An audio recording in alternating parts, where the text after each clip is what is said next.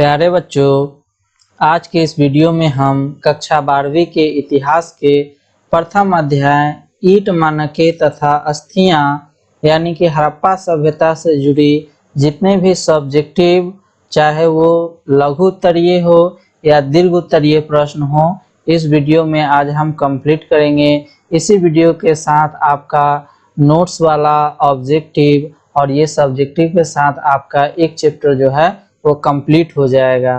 तो वीडियो को पूरा देखिए और इस वीडियो में जितने भी प्रश्न कराए गए हैं आपने अच्छे से समझकर उसको याद कर लेना है, ताकि उसे आपके एग्जाम में एक भी क्वेश्चन सब्जेक्टिव से न छूटे। तो चलिए वीडियो को स्टार्ट करते हैं। और सबसे पहला क्वेश्चन है कि उत्खनन से आप क्या समझते हैं। उत्खनन का मतलब होता है प्यारे बच्चों खुदाई करना, और खुदाई करने के बाद जो हमें पुरानी वस्तु जो मिलता है तो उसी को हम लोग क्या कहते हैं, उत्खनन कहते हैं। तो उत्खनन से क्या समझते हैं, तो उत्खनन को हिंदी भाषा में खुदाई कहा जाता है। धरातल से खुदाई करके पुरातात्विक वस्तुएं प्राप्त करना उत्खनन कहलाता है। उत्खनन की जो तकनीक है उसका जो विकास है खजाना खोजने के समय से ही होते आ रहा है। तो आपके एग्जाम में क्वेश्चन पूछा जाएगा कि उत्खनन से आप क्या समझते हैं। तो उत्खनन को हिंदी भाषा में खुदाई कहा जाता है। धरातल से खुदाई करके पुरातात्विक वस्तुएं प्राप्त करना उत्खनन कहलाता है। चलिए अगला प्रश्न है, पुरातत्व से आप क्या समझते हैं।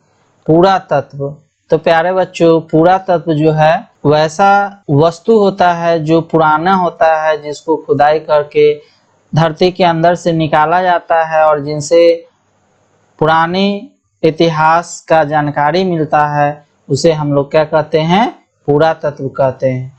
तो चलिए इसका आंसर देखते हैं कि पुरातत्व वह विज्ञान है जिसके माध्यम से पृथ्वी के गर्भ में छिपी हुई पुरानी वस्तु, जैसे कि कोई उपकरण है, औजार है, धातु के सिक्के हैं, बर्तन हैं आदि के आधार पर इसका अध्ययन एवं विश्लेषण करके मानव के संस्कृति, क्रियाकलाप, आर्थिक सामाजिक स्तर के बारे में पुरातात्विक निष्कर्ष निकालते हैं, उसी को हम लोग क्या कहते हैं, पुरातत्व कहते हैं। चलिए अब अगला प्रश्न है, कार्बन 14 विधि से आप क्या समझते हैं। तो प्यारे बच्चों कार्बन 14 विधि जो है वो किसी भी वस्तु के तिथि निर्धारण करने की वैज्ञानिक विधि को कहते हैं कि कोई वस्तु कितना पुराना है और कितना नया है। तो इसी के बारे में क्वेश्चन है कि इतिहासकार किस तरह से जान पाते हैं कि कोई वस्तु कितना पुराना है और कितना नया है। तो जिससे किसी वस्तु के तिथि का निर्धारण किया जाता है उसी को हम लोग कार्बन 14 विधि कहते हैं। तो चलिए देखते हैं कार्बन 14 विधि क्या है। तो कार्बन 14 विधि तिथि निर्धारण करने की वैज्ञानिक विधि को कहा जाता है। किसी भी जीवित वस्तु में, यानी कि कोई भी अगर जब जिंदा वस्तु है उसमें कार्बन 12 और कार्बन 14 समान मात्रा में ही पाया जाता है। मृत्यु की अवस्था में वह तो उसमें C12 तो स्थिर रहता है, लेकिन कार्बन 14 यानी C14 की जो मात्रा है वो निरंतर कम होने लगता है। जिस पदार्थ में C14 की मात्रा जितनी कम होती है वह वस्तु उतना ही पुराना माना जाता है। इसी के आधार पर प्राचीन सभ्यताओं की तिथि का निर्धारण किया जाता है। चलिए अब अगला प्रश्न देखते हैं कि अभिलेख किसे कहते हैं। तो अभिलेख उसको कहते हैं कि जब कोई धातु या पत्थर या कोई भी कठोर वस्तु पर जब खुदाई करके लिखवा दिया जाता है तो उसे ही हम लोग क्या कहते हैं, अभिलेख कहते हैं। तो अभिलेख उन्हें कहते हैं जो पत्थर या धातु या मिट्टी के बर्तन जैसी कठोर सतह पर खुदे हुए होते हैं। अभिलेख में उन लोगों की उपलब्धि एवं क्रियाकलाप या विचार लिखे जाते थे जो उन्हें बताते थे। यानी कि पुराने समय के जो राजा हुआ करते थे वो अपने क्रियाकलाप, उपलब्धि या जो विचार है उनको बताते थे और उन्हें अभिलेख के रूप में लिखवा देते थे। जैसे आज अशोक के अभिलेख हमें देखने को मिलते हैं, जिसे हमें अशोक के बारे में हमें जानकारी प्राप्त होता है। चलिए अब अगला प्रश्न है, इतिहास लेखन में अभिलेख का क्या महत्व है? तो इतिहास के लेखन में अभिलेख का बड़ा महत्व है। अभिलेख का मतलब अभी मैंने आपको बताया था कि अभिलेख वो होता है जो किसी कठोर सतहों पर लिखे गए जो बात है उसको हम लोग अभिलेख कहते हैं। तो अभिलेख से हमें इतिहास की जानकारी होती है। अभिलेख से जो राजा हुआ करते थे वो अपनी बातों को अभिलेख के रूप में लिखवा दिया करते थे। जैसे कि अशोक राजा था, वो अपने क्रियाकलाप, अपने उपलब्धियों को अभिलेख के रूप में लिखवाया, जिससे हमें आज अशोक के धम्म के बारे में, उसके वो बौद्ध धर्म का मानने वाला था, उस सब चीज का हमें जानकारी प्राप्त होता है। तो अभिलेख से हमें इतिहास की जानकारी होती है, इसलिए इतिहास के लिखने में अभिलेख का बड़ा महत्व होता है। तो क्या क्या महत्व होता है, चलिए देखते हैं। तो अभिलेख से हमें प्राचीन इतिहास की जानकारी मिलती है। पहला इसका महत्व ये है अभिलेख का कि अभिलेख से हमें पुराने इतिहास की जानकारी मिलती है। उसके बाद अभिलेख में राजा अपनी उपलब्धि, क्रियाकलाप, व्यक्ति एवं राजधर्म आदि के बारे में लिखवाते थे, जिससे हमें उनके बारे में जानकारी मिलती है। तो अभिलेख से जो राजा हुआ करते थे वो अपने क्रियाकलाप को वो अभिलेख के रूप में लिखवा देते थे, जिससे हमें उस राजा के बारे में अभी पढ़ करके हम जानकारी लेते हैं। अगला जो इसका महत्व है कि जैसे कि मौर्य शासक अशोक ने भारत के विभिन्न भागों में अभिलेख खुदवाए थे। अशोक के इन्हीं अभिलेखों के द्वारा अशोक ने धर्म का प्रचार के उपाय, मानवता की सेवा के विचार आदि को हम समझ सके। चलिए अगला प्रश्न, किन्हीं 3 पुरातात्विक स्रोत बताएं। पुरातत्व वह होता है जो धरती के जमीन के अंदर से जो पुरानी वस्तु खुदाई करके निकाला जाता है और जिनसे हमें इतिहास की जानकारी होती है, उसे ही हम लोग क्या कहते हैं, पुरातात्विक वस्तु कहते हैं। तो जैसे कि अभिलेख हो गया, गुहा लेख हो गया, जो गुफाओं पर जो खुदे हुए जो बात होते हैं उसे गुहा लेख कहते हैं। मुद्रा हो गया, स्मारक हो गया, ये सभी के सभी जो है वो पुरातात्विक स्रोत हैं। अब अगला प्रश्न है, किन्हीं 3 साहित्यिक स्रोत। साहित्यिक स्रोत का मतलब कि जो हमें लिखित स्रोत है, जो लिखित स्रोत है उसको हम लोग कहते हैं साहित्यिक स्रोत। लिखित स्रोत को साहित्यिक स्रोत कहा जाता है। जैसे कि धार्मिक ग्रंथ हो गया, विदेशी विवरण हो गया, धर्मनिरपेक्ष स्रोत हो गया, तो ये सब जो है वो साहित्यिक स्रोत हैं। सिंधु घाटी सभ्यता को हड़प्पा सभ्यता क्यों कहा जाता है? तो मैंने आपको बताया था कि सिंधु घाटी सभ्यता का जो सर्वप्रथम 1921 ईस्वी में राय बहादुर दयाराम साहनी के द्वारा पाकिस्तान के हड़प्पा नामक स्थान पर सबसे पहले ये सिंधु घाटी सभ्यता को उत्खनन करवाया गया था और दुनिया के सामने ये हड़प्पा सभ्यता सभी के सामने आया था। इसीलिए जैसे कि हड़प्पा सभ्यता को सिंधु घाटी सभ्यता कहा जाता है। तो सिंधु घाटी को हड़प्पा सभ्यता क्यों कहा जाता है? क्योंकि सिंधु घाटी सभ्यता को हड़प्पा सभ्यता इसलिए कहा जाता है क्योंकि 1921 ईस्वी में सिंधु घाटी सभ्यता की खोज सबसे पहले हड़प्पा नामक स्थल पर हुआ, इसलिए सिंधु घाटी सभ्यता को हड़प्पा सभ्यता कहा जाता है। तो आपसे प्रश्न पूछा जाएगा कि सिंधु घाटी सभ्यता को हड़प्पा सभ्यता क्यों कहा जाता है, तो आपने बताना है कि सिंधु घाटी सभ्यता का खोज सबसे पहले 1921 में हड़प्पा नामक स्थान पर ही हुआ, इसीलिए सिंधु घाटी सभ्यता को हड़प्पा सभ्यता कहा जाता है। अब अगला प्रश्न है, हड़प्पा सभ्यता के 4 प्रमुख नगर या फिर 4 केंद्रों के नाम लिखे। तो मैंने आपको कई सारे इम्पोर्टेंट शहरों के नाम बताए थे नोट्स वाले क्लास में। अगर आपने नहीं देखा है तो उस वीडियो को आप देख सकते हैं कि किस हड़प्पा के किस नगर का खोज कब हुआ, किसने किया और किस नदी के किनारे है, तो मैंने आपको बताया था। तो उन्हीं में से 4 प्रमुख जो मेन है उनके नगरों के नाम बताना है।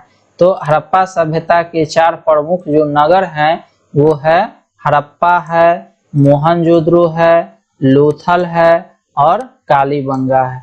तो ये हड़प्पा के 4 महत्वपूर्ण प्रमुख केंद्र हैं। अगला प्रश्न है सिंधु घाटी सभ्यता के समकालीन 2 सभ्यताओं के नाम लिखें। तो सिंधु घाटी सभ्यता के समकालीन जो है उस 2 सभ्यता इस प्रकार है, मेसोपोटामिया की सभ्यता और मिस्र की सभ्यता। अगला प्रश्न है लोथल कहाँ है? इतिहास के अध्ययन में इसका क्या स्थान है, क्या महत्व है? तो लोथल जो है वो गुजरात में है। लोथल कहाँ है? गुजरात में है। तो लगभग 2400 ईसा पूर्व पुराना यह शहर भारत के गुजरात राज्य के भाल शहर में स्थित है और इसकी खोज सन 1954 में हुई थी। लोथल सिंधु घाटी सभ्यता का एक प्रमुख व्यापारिक केंद्र था जहां से मोती, रत्नों और गहनों का व्यापार पश्चिम एशिया तथा अफ्रीका तक किया जाता था। इसी कारण से इसका महत्व है। चलिए अगला प्रश्न है हड़प्पा सभ्यता की किन्हीं 2 विशेषताओं का उल्लेख करें। तो हड़प्पा सभ्यता के कई विशेषता थी जिनमें से 2 है इसके सुनियोजित एवं सुव्यवस्थित जल निकासी प्रणाली, सुंदर और उपयोगी कला। अब है अगला प्रश्न कि हड़प्पा सभ्यता के विस्तार पर प्रकाश डालें। तो विस्तार के बारे में मैंने आपको बताया था कि हड़प्पा का जो विस्तार है वो कहां से कहां तक फैला हुआ है। तो ये मैंने आपको नोट्स वाले क्लास में बताया था। तो चलिए देखते हैं कि हड़प्पा सभ्यता के विस्तार कहां से कहां तक था या हड़प्पा सभ्यता कहां से कहां तक फैला हुआ था। तो हड़प्पा सभ्यता का जो विस्तार था वो बहुत था। यह लगभग 12,99,600 वर्ग किलोमीटर में फैली हुई थी। इसका आकार त्रिभुजाकार था। इसमें पंजाब, सिंध, राजस्थान, गुजरात तथा बलूचिस्तान के कुछ भाग और पश्चिमी उत्तर प्रदेश के सीमावर्ती भाग भी सम्मिलित थे। इस प्रकार इसका विस्तार उत्तर में जम्मू से लेकर दक्षिण में नर्मदा नदी के मुहाने तक और पश्चिम में बलूचिस्तान के मकराना समुद्र तट से लेकर उत्तर पूर्व में मेरठ तक फैला था। इसका मुख्य केंद्र जो था वो हड़प्पा था, मोहनजोदड़ो था, लोथल, चुनहुंद्रो आदि ये सब थे। चलिए अब अगला प्रश्न है हड़प्पा लिपि की प्रमुख विशेषताओं की विवेचना करें या फिर हड़प्पा लिपि के बारे में क्या जानते हैं। तो हड़प्पा जैसा कि हम जानते हैं कि हड़प्पा जो लिपि है अभी तक पढ़ी नहीं जा सकी है। अक्षरों को चित्र अथवा चिन्हों के माध्यम से दर्शाया गया था। इसमें चिन्ह की संख्या लगभग 375 से 400 के बीच थी। विद्वानों ने इसे भाव चित्रात्मक लिपि कहते हैं। हड़प्पा लिपि दाएं से बाएं लिखा जाता है। हड़प्पा सभ्यता की सबसे बड़ी लिपि धौलावीरा है। सभ्यता में लिखावट के साक्ष्य काफी अधिक है, अतः ऐसा लगता है कि हड़प्पा सभ्यता में व्यापक साक्षरता विद्यमान था। तो ये हड़प्पा लिपि के बारे में है कि हड़प्पा लिपि को अभी तक पढ़ा नहीं जा सका है। अक्षरों को चित्र अथवा चिन्हों के माध्यम से दर्शाया गया था। इसमें जो चिन्ह थे वो 375 से 400 के बीच थे। विद्वान ने इसे भाव चित्रात्मक लिपि कहा है। हड़प्पा लिपि जो है वो दाएं से बाएं लिखा जाता था। तो ये आपने ध्यान रखना है। अगला प्रश्न है सिंधु घाटी सभ्यता यानी हड़प्पा सभ्यता की नगर निर्माण योजना का विवरण दे। ये MVVI प्रश्न है आपके बिहार बोर्ड एग्जाम के लिए। सिंधु घाटी की सभ्यता अपनी नगर योजना तथा भवन निर्माण कला के लिए प्रसिद्ध थी। सभी बड़े नगर एक सुनिश्चित योजना के आधार पर बने हुए थे। नगरों का अपना अपना दुर्ग था जिसमें शासक वर्ग के लोग रहते थे। यानी सिंधु घाटी सभ्यता जो है ना नगर योजना और भवन निर्माण एवं कला के लिए प्रसिद्ध था। जितने भी बड़े जो नगर थे वो सुनिश्चित योजना के आधार पर बनाए जाते थे। नगरों का अपना एक दुर्ग था जिसमें शासक वर्ग के लोग रहते थे। प्रत्येक जो नगर था वो नदी के किनारे बसा हुआ था तथा इसमें बड़े पैमाने पर पकाई गई ईंटों का भी प्रयोग किया जाता था। खुदाई में प्राप्त नगर निर्माण योजना की विशेष इस प्रकार थी कि सड़कों का प्रबंध था, नगरों में नालियों का प्रबंध था, 2 स्तरीय नगर था, नगरों में सार्वजनिक स्नानागार था, अन्नागार था इत्यादि। तो ये सब सड़कों का प्रबंध, नालियों का प्रबंध, 2 स्तरीय नगर और सार्वजनिक स्नानागार, अन्नागार, ये सब जो है वो हड़प्पा सभ्यता को एक विशेष नगर बनाता है। जो पूरा नगर एक सुनिश्चित योजना के आधार पर बनाया जाता था, एक प्लानिंग के आधार पर बनाया जाता था। अगला प्रश्न है कि मोहनजोदड़ो के विशाल स्नानागार का वर्णन करें। स्नानागार के बारे में लिखना है। तो मैंने आपको बताया था कि स्नानागार जो है, विशाल स्नानागार, वो मोहनजोदड़ो में पाया गया है। तो मोहनजोदड़ो का सार्वजनिक स्नानागार, यह स्नानागार एक चबूतरा पर बना हुआ था। इसमें नीचे उतरने के लिए सीढ़ियां थी, बगल में एक कुआं था ताकि स्नानागार में निरंतर पानी उपलब्ध रहे। स्नानागार के ऊपर एक कमरा भी बना हुआ था जो संभवतः कपड़ा बदलने के लिए प्रयोग किया जाता था। इस स्नानागार का प्रयोग विशेष अवसर पर सार्वजनिक स्नानागार के लिए किया जाता था। इतिहासकार मार्शल ने तत्कालीन विश्व का सबसे आश्चर्यजनक निर्माण बताया।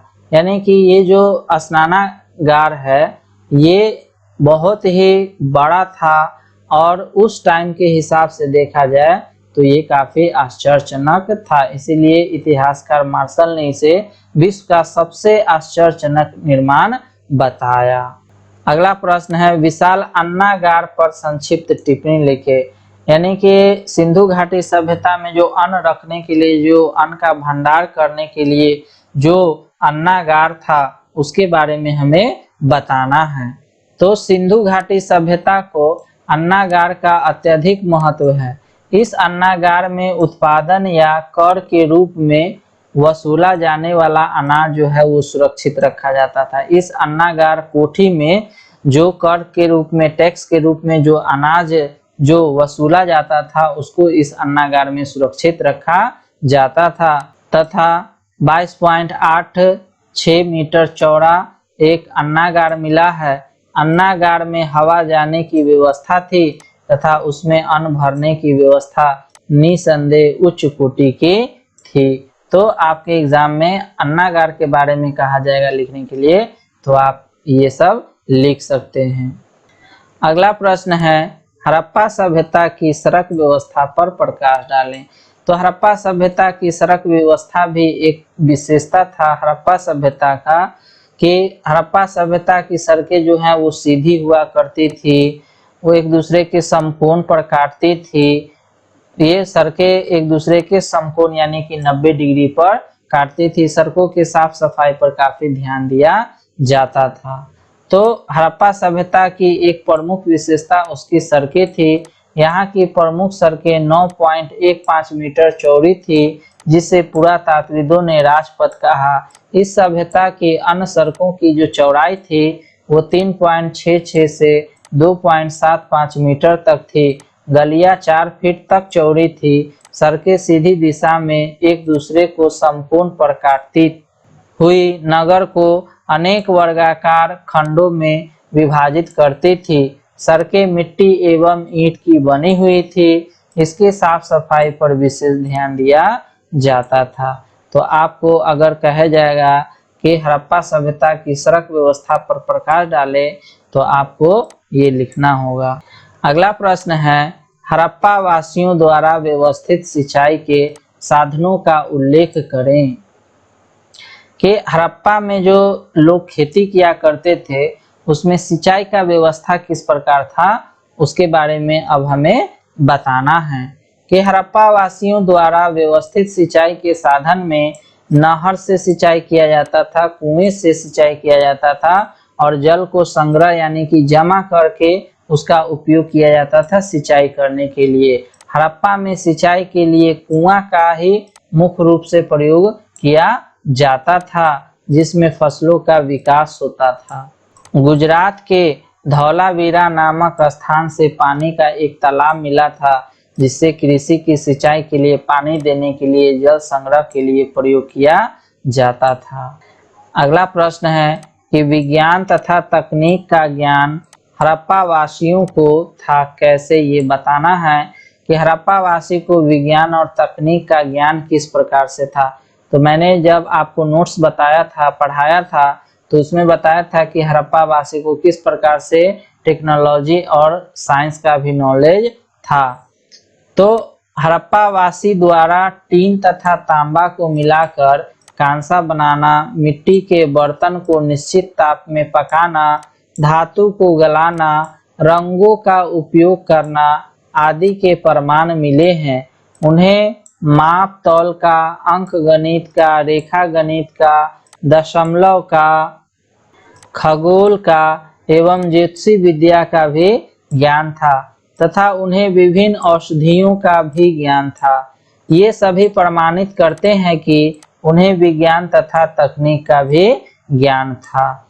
तो इन सभी आधार पर हम कह सकते हैं कि हड़प्पा के जो लोग थे वो टीन, तांबा मिलाकर कांसा बनाना जानते थे, मिट्टी के बर्तन को निश्चित ताप पर पकाना जानते थे, धातु को गलाना, रंगों का प्रयोग करना, उसके बाद अंक गणित, रेखा गणित, दशमलव पत्ती, खगोल एवं ज्योतिषी विद्या एवं चिकित्सा विज्ञान से भी वो परिचित थे।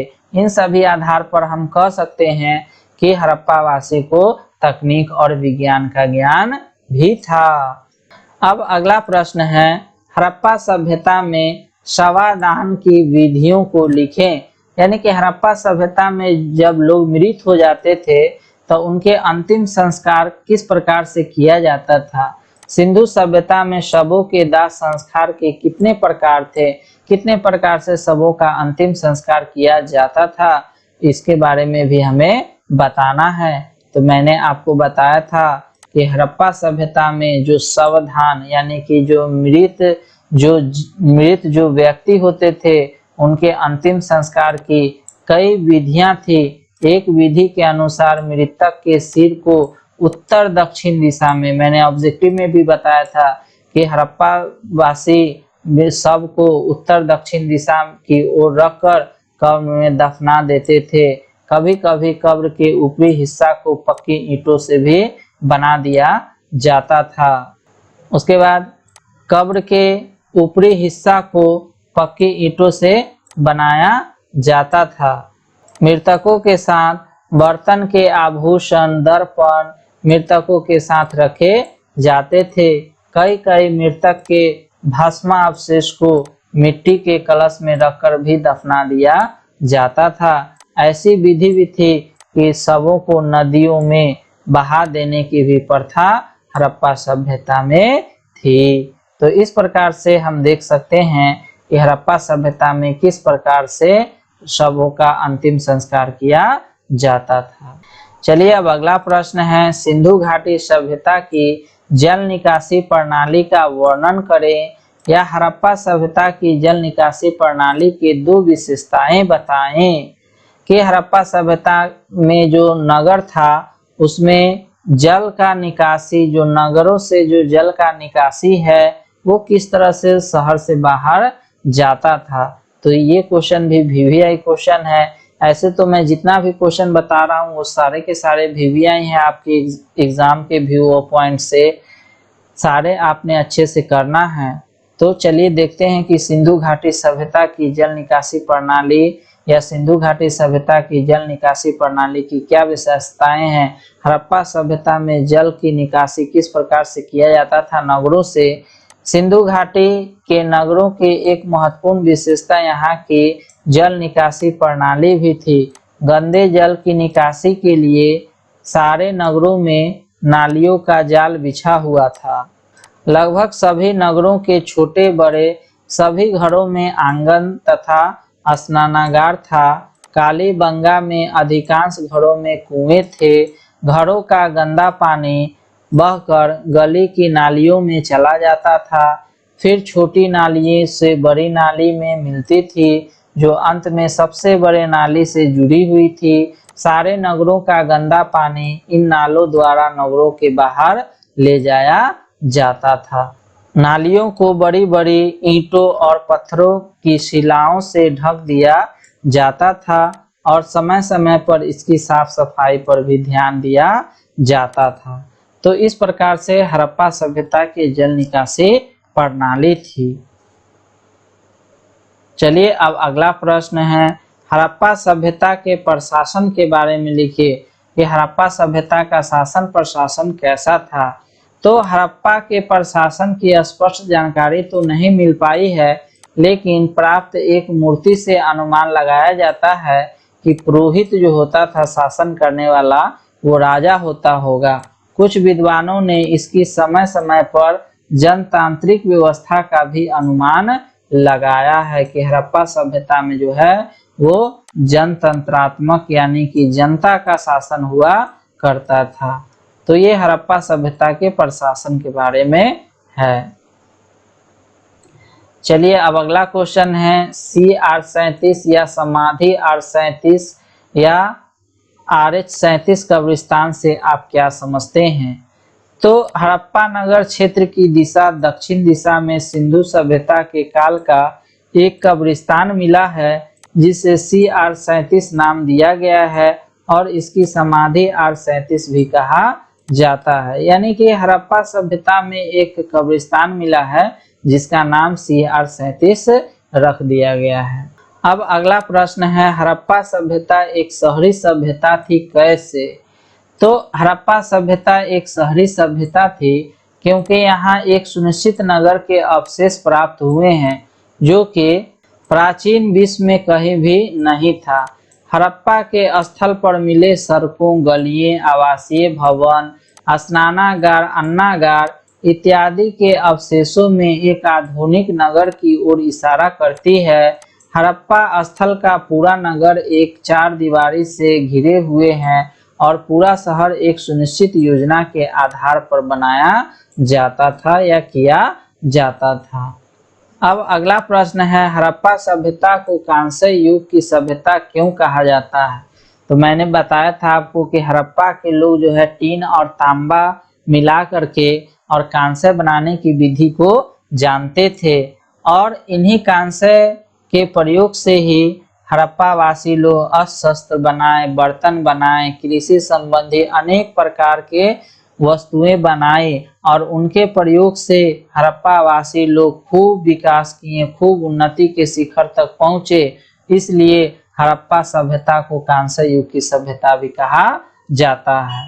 तो चलिए देखते हैं इसका उत्तर कि जैसा कि हम जानते हैं कि हड़प्पा के अवशेषों में कांस्य का बना हुआ एक सिक्का मिला था, जिससे इस युग में सिक्के का प्रयोग होता था। कांस्य का प्रयोग मानव जीवन में पशु, मूर्ति, अनेक प्रकार के अस्त्र शस्त्र बनाने एवं कृषि संबंधी अनेक प्रकार के सामग्रियां बनाई जाती थी। ये लोग धातु को पीटकर चादर बनाने की कला भी जानते थे।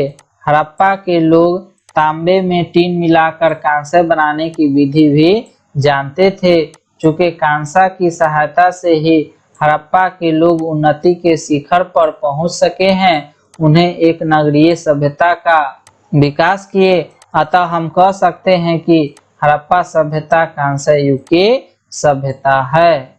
अब अगला प्रश्न है, हड़प्पा सभ्यता के पतन के कारणों का वर्णन करें या सिंधु घाटी सभ्यता के पतन के कारणों का वर्णन करें कि हड़प्पा सभ्यता का पतन कैसे हो गया, यानी कि इतना समृद्ध और इतना अच्छा जो हड़प्पा सभ्यता था, नगरीय सभ्यता था, वो किस तरह से वो खत्म हो जाता है, उसका पतन हो जाता है, वो बर्बाद हो जाता है। तो हड़प्पा सभ्यता के पतन के बारे में तो अलग अलग इतिहासकार अलग अलग प्रकार से बताते हैं, क्योंकि हड़प्पा सभ्यता का पतन किस प्रकार से हुआ ये पुरातात्विदों में अलग अलग प्रकार का मत है। इसीलिए इसके बारे में संतोषजनक बात बताना वो बहुत ही मुश्किल है। लेकिन फिर भी कुछ विद्वानों के अनुसार ये माना जाता है कि हड़प्पा सभ्यता का जो पतन हो गया होगा वो बाढ़ के कारण हो गया होगा, महामारी के कारण हो गया होगा, बाह्य आक्रमण के कारण हो गया होगा, या फिर जलवायु परिवर्तन के कारण हो गया होगा। ये सब कारण से हड़प्पा सभ्यता का जो है वो पतन हुआ होगा। तो चलिए देखते हैं कि हड़प्पा सभ्यता का पतन किस प्रकार से हुआ होगा। तो हड़प्पा सभ्यता के पतन में कई संदर्भ में कोई संतोषजनक प्रमाण तो नहीं मिला है। पतन के संदर्भ में अनेक इतिहासकार का एक मत नहीं है, बल्कि अलग अलग है। फिर भी कुछ ऐसे प्रमाण मिले हैं जिनके द्वारा अनुमान लगाया जाता है कि हड़प्पा सभ्यता का पतन निम्न कारणों से हुआ होगा, जो इस प्रकार है। जैसे कि पहला बाढ़ है कि हड़प्पा सभ्यता का जो पतन है वो बाढ़ के कारण। हड़प्पा सभ्यता के प्रमुख जो नदियों के किनारे बसा हुआ था, हड़प्पा सभ्यता का जितना भी नगर था वो नदियों के किनारे बसे हुए थे, जिसमें प्रति वर्ष बाढ़ आ जाता रहा होगा। बाढ़ से प्रति वर्ष क्षति होती थी, इसलिए वे मूल स्थान को, हड़प्पा वाले स्थान को छोड़ करके अन्य स्थान पर रहने के लिए विवश हो गए होंगे, जिनसे हड़प्पा का क्या हो गया होगा, पतन हो गया होगा।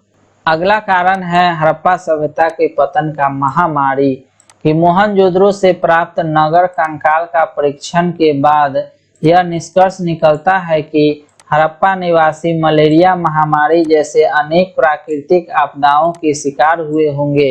इस बीमारियों के कारण ही उनके जीवन का अंत हो गया होगा, जिसके फलस्वरूप हड़प्पा सभ्यता का पतन हो गया होगा।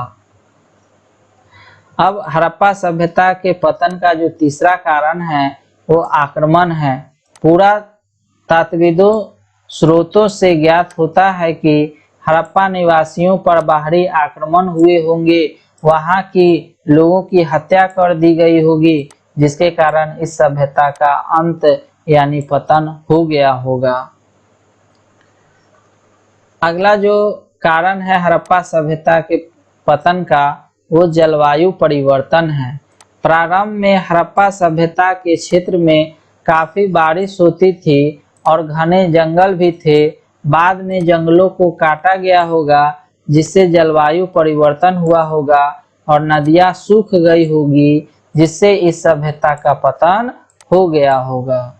तो ये चार कारण आपने एग्जाम में लिख देना है अगर हड़प्पा सभ्यता के पतन के कारण आपसे पूछा जाए तो इसी के साथ आपका जो कि लघु उत्तरीय प्रश्न जो 2 मार्क्स वाला जो क्वेश्चन था वो आपका यहाँ से कंप्लीट हो जाता है। अब आपको मैं 5 नंबर वाले क्वेश्चन दीर्घ उत्तरीय प्रश्न बताऊंगा।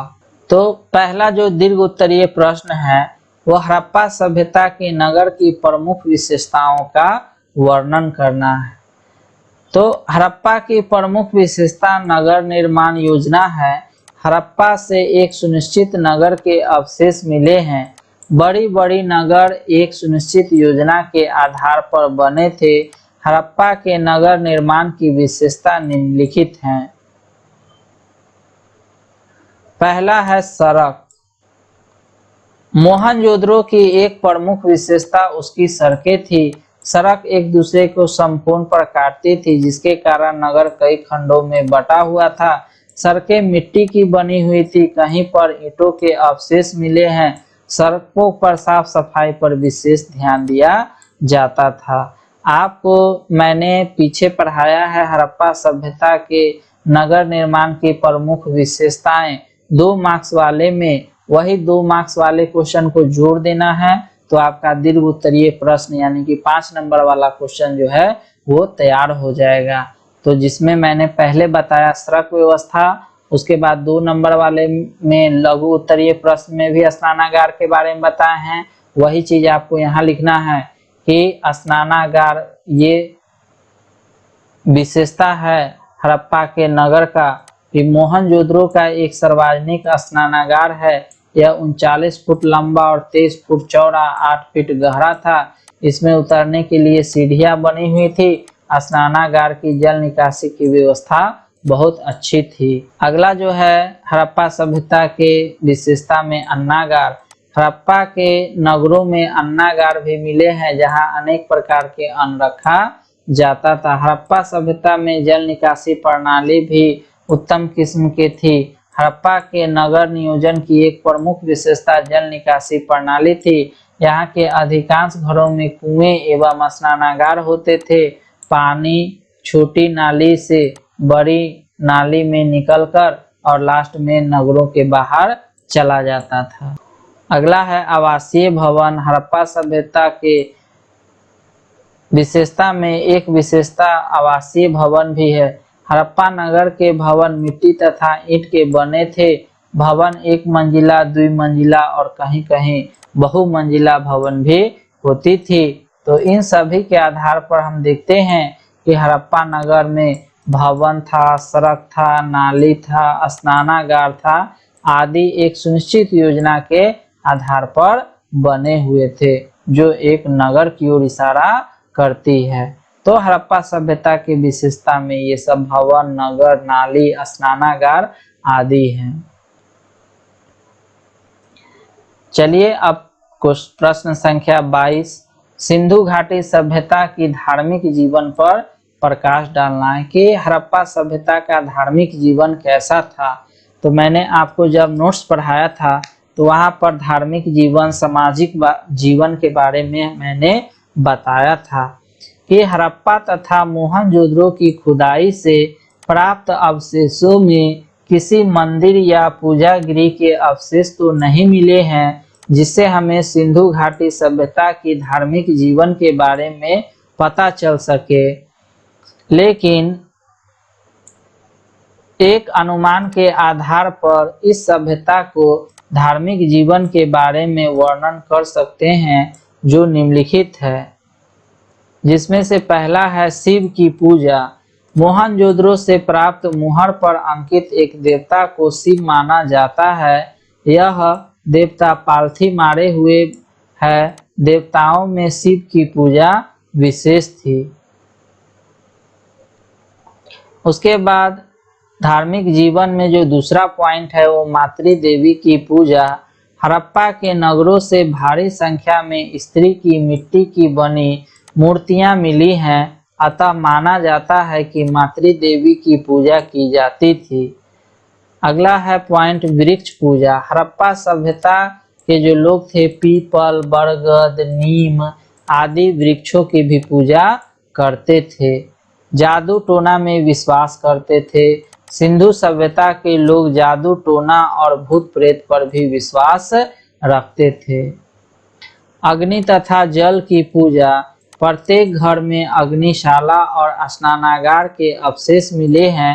इससे अनुमान लगाया जाता है कि इस सभ्यता के लोग अग्नि तथा जल की भी पूजा करते थे। तो आपको अगर एग्जाम में धार्मिक जीवन के बारे में पूछा जाएगा तो आपको लिख देना है शिव की पूजा, मातृ देवी की पूजा, वृक्ष पूजा, जादू टोना में विश्वास, अग्नि तथा जल की पूजा। ये सब पॉइंट आपको लिखना होगा कि हड़प्पा सभ्यता की सामाजिक और आर्थिक स्थिति का वर्णन करें। तो हड़प्पा सभ्यता की सामाजिक स्थिति को देखते हैं कि सिंधु घाटी सभ्यता से प्राप्त अवशेषों से पता चलता है कि सिंधु घाटी सभ्यता के लोगों का सामाजिक जीवन काफी उन्नत था। उन्हें आधुनिक जीवन की भी सुख सुविधा प्राप्त थी। इस सभ्यता के लोग शिक्षित थे और इन्हें लेखन कला का भी ज्ञान था। यहाँ से प्राप्त अवशेषों से पता चलता है कि समाज 4 भागों में बटे हुए थे: विद्वान, योद्धा, व्यवसाय और श्रमिक। इन लोगों का भोजन सादा एवं पौष्टिक था और फल सब्जियां भी इनके भोजन में शामिल था। इस सभ्यता के लोगों को नाचने गाने का भी शौक था। इसके अलावा उन्हें जुआ खेलना, पासा खेलना, पक्षियों को लड़ाना इनके मनोरंजन का प्रमुख साधन था। आर्थिक जीवन में देखते हैं कि उनका जीवन किस तरह से वो अपना जीवन चलाते थे। तो सिंधु सभ्यता के लोगों का आर्थिक जीवन में पशुपालन, व्यापार तथा कृषि शामिल था। उस समय सिंधु सभ्यता काफी उपजाऊ थी और उस समय सिंधु नदी को सिंधु प्रदेश का वरदान समझा जाता था। यहाँ के लोग गेहूं, राई, मटर आदि की खेती करते थे। पशुपालन का सिंधु सभ्यता के लोगों का कृषि के बाद दूसरा स्थान था। सिंधु सभ्यता के लोग वस्तु विनिमय भी करते थे। वे तैयार माल के बदले पड़ोसी देशों से बहुत धातु प्राप्त करते थे। अब है अगला प्रश्न, हड़प्पा सभ्यता की विशेषताओं का वर्णन करना है। तो हड़प्पा सभ्यता विश्व की प्राचीनतम सभ्यताओं में से एक है। इस सभ्यता के अवशेष सिंधु घाटी के नदी के आसपास मिली है और यह सभ्यता सिंधु नदी घाटी के क्षेत्र में बसी हुई थी, इसलिए इसे सिंधु घाटी सभ्यता भी कहते हैं। इसकी विशेषताएं निम्नलिखित हैं। पहला जो है नगर निर्माण योजना। सिंधु घाटी की सभ्यता अपने नगर योजना और भवन निर्माण कला के लिए प्रसिद्ध थी। सभी नगरों एक सुनिश्चित योजना के आधार पर बनी थी। नगरों का अपना दुर्ग था जिसमें शासक वर्ग के लोग रहते थे। प्रत्येक नगर नदी के किनारे बसा हुआ था जिसमें बड़े पैमाने पर पकाई गई ईंटों का प्रयोग किया गया था। खुदाई से प्राप्त इसकी विशेषता इस प्रकार थी कि नाली का प्रबंध था, सड़क व्यवस्था था, 2 स्तरीय नगर था, विशाल अन्नागार, सार्वजनिक स्नानागार इत्यादि थे। तो आज के वीडियो में इतना ही। उम्मीद है कि इस चैप्टर से जुड़े हुए जितने भी महत्वपूर्ण प्रश्न हैं वो मैंने आपको बताने का प्रयास किया। आपने इसका नोट्स वाला वीडियो, ऑब्जेक्टिव वाला और ये सब्जेक्टिव वाला वीडियो देख करके अच्छे से एक चैप्टर को कंप्लीट करना है ताकि आपने एग्जाम में एक भी क्वेश्चन आपसे न छूटे। अगर आपको ये वीडियो अच्छा लगा हो तो प्लीज़ वीडियो को लाइक कर दें, सब्सक्राइब कर दें, क्योंकि आपके एक लाइक से हमें मोटिवेट मिलता है। तो चलिए आज के वीडियो में बस इतना ही। धन्यवाद।